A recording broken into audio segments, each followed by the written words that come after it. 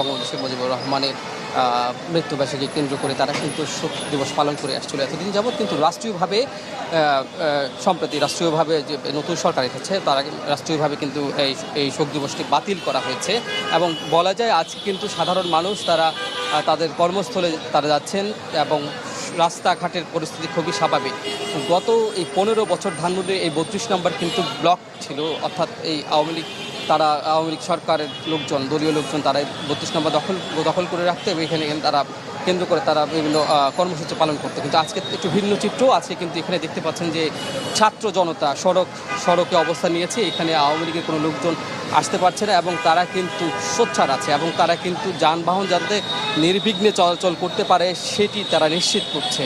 এবং তারা অভিযোগ করছে যে আওয়ামী লীগ সরকার গত 15 বছর দেশে ভয়াবহ রকমের অনিয়ম করেছে, তারা শাসনের নামে শোষণ করেছে। তাদের